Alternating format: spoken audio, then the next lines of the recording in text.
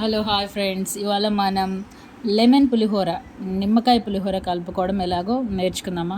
ఇంత టేస్టీ అయిన లెమన్ పులిహోర అంటే పిల్లలకి కానీ పెద్దలకు కానీ చాలా ఇష్టం కదా. సో ఇలా ఫస్ట్ రైస్ తీసుకొని చల్లారబెట్టుకొని పక్కన పెట్టుకోవాలి. తర్వాత బౌల్లో పల్లీలు అండ్ జీడిపప్పు వేయించి పక్కన పెట్టుకోవాలి. అదే బౌల్లో మనం ఆయిల్ వేసి ఇలా ఆనియన్స్ అండ్ పోపు దినుసులు, పచ్చిమిర్చి అండ్ కరివేపాకు, కొత్తిమీర, పుదీనా అన్నీ వేసి బాగా కలుపుకోవాలి. అందులో సాల్ట్ యాడ్ చేసుకొని పసుపు యాడ్ చేసుకోవాలి.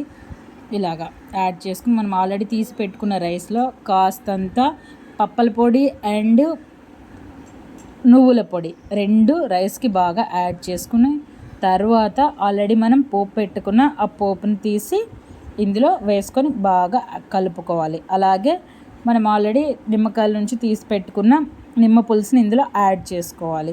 ఇలా పైన మనం కొత్తిమీర, కరివేపాకు, పుదీనా గార్నిష్ చేసుకొని అండ్ మనం ఆల్రెడీ పెట్టుకున్న పల్లీలు, జీడిపప్పును కూడా తీసుకొని యాడ్ చేసుకోవాలి.